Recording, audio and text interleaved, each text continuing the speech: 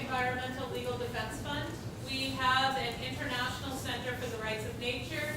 I have a handout here that you're welcome to take at the end, which explains a bit about the work of the rights of nature, how it's developed over the past decade. My organization has been at the forefront of the rights of nature movement. We've worked with the first communities in the United States, the very first places in the world to establish that rights of nature exist in law. We worked in other countries as well. You may have heard that Ecuador in 2008 became the first country in the world to establish constitutional rights of nature within their country's constitution. And we worked with the Ecuador Constitutional Convention on drafting those provisions.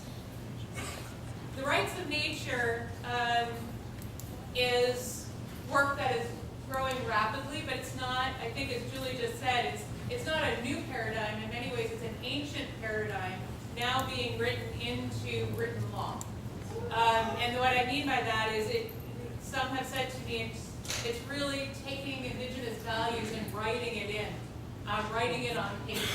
And I think that's right. We work with Indigenous peoples both here as well as overseas, and I hear it again and again that this is very much reflective of their culture, their way of life, and what needs to be.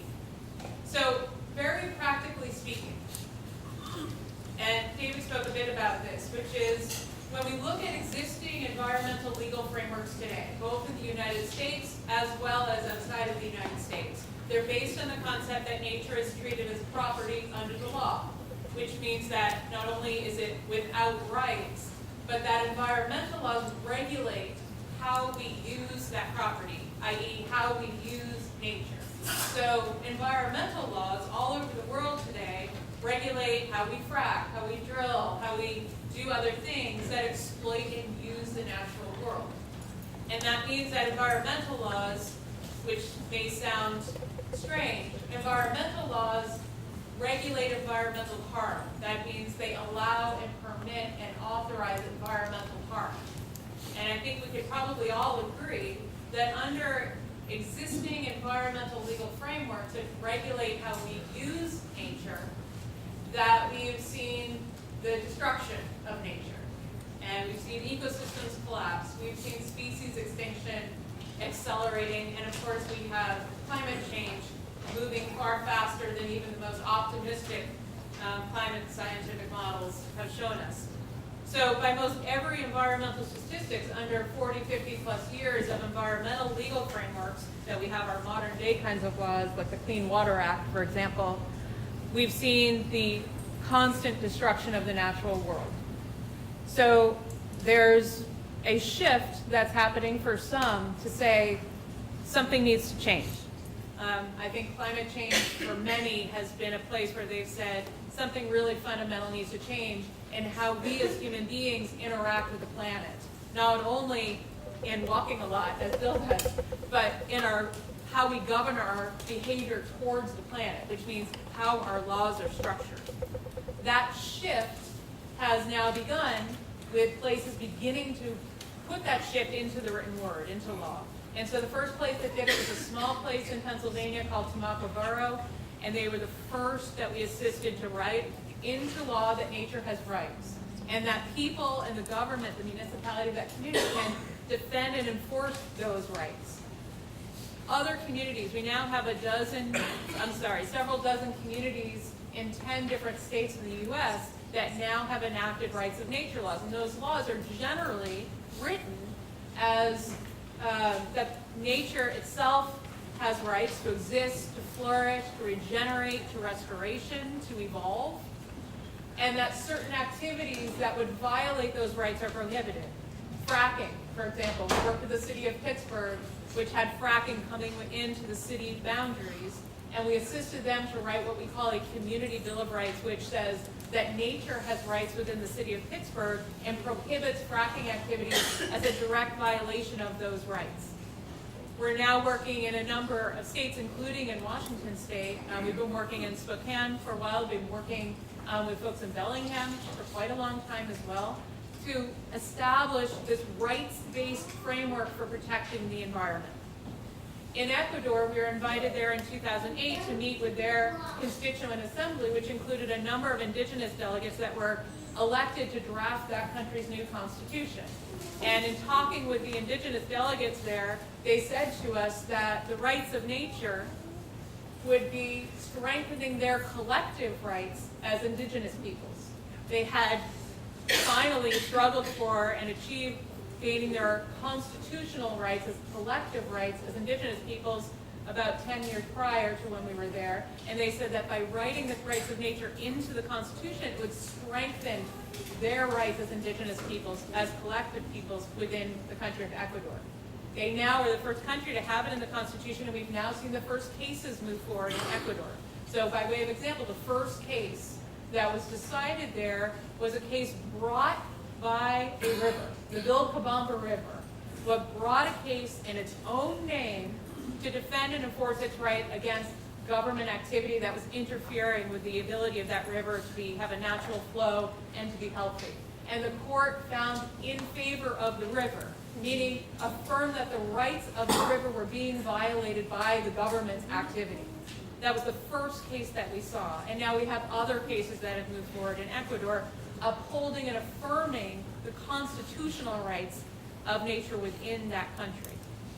Here in the United States, we're now working to defend and enforce the first ecosystems where rights of nature laws and communities where rights of nature laws are in place. So we're essentially what we call standing in the shoes of an ecosystem to bring, to step into a lawsuit to defend and enforce the rights of the Crystal Spring watershed in western Pennsylvania, as well as the Little Mahoney watershed in western Pennsylvania as well, where oil and gas companies want to come in and dump frack waste, and we're standing in the shoes of the watershed to say dumping frack waste would violate the rights of the ecosystem to be healthy, to thrive, to be able to regenerate and restore itself.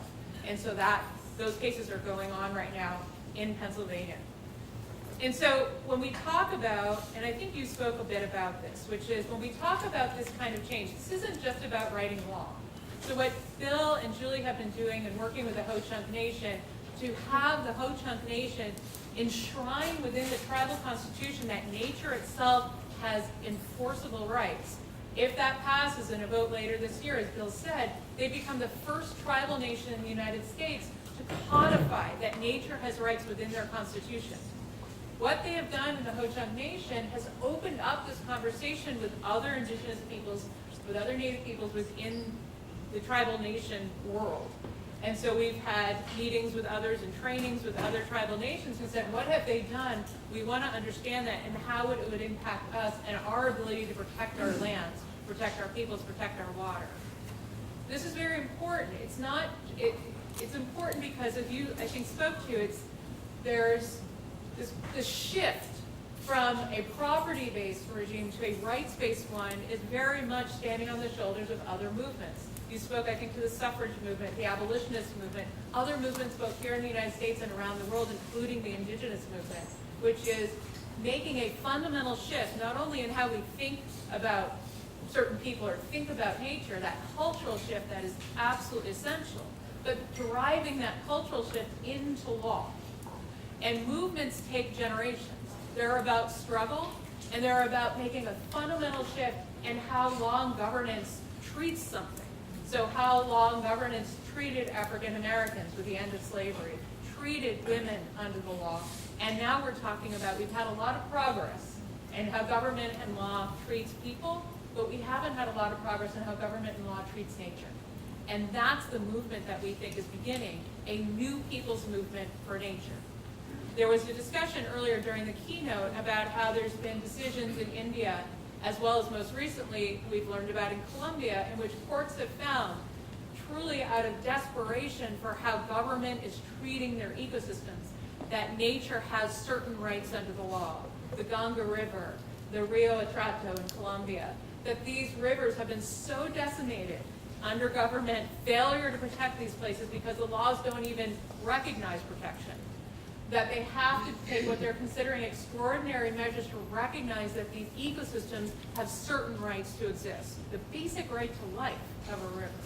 And this, of course, is coming with indigenous people saying, of course this exists. It may not, we know it, that the laws don't know is another thing altogether. But we're beginning to see that shift, that courts themselves are taking action absent of any law within India, or absent with any law in Colombia that says nature has rights. They're making that choice themselves because they understand how dire the situation is. So in the introduction, it said that we're working now in Nepal, where we're working with members of parliament to introduce a constitutional amendment to recognize that nature has rights, taking a page out of Ecuador's book, and that's specifically about addressing climate change. So we're talking about an amendment to recognize the rights of the Himalayas. As climate change is occurring, melting the Himalayan glaciers, affecting everything downstream, and everything is downstream there in Nepal from the Himalayas, the impacts on water and people and ecosystems are dire. So recognizing that the Himalayas themselves have the right to exist and thrive and be free from human-caused global warming pollution. In India, we've been working there for quite a while, and this court case, I think, will boost that work significantly to recognize that the river, the Ganga River, has national rights within their national law to exist and to thrive and to flourish.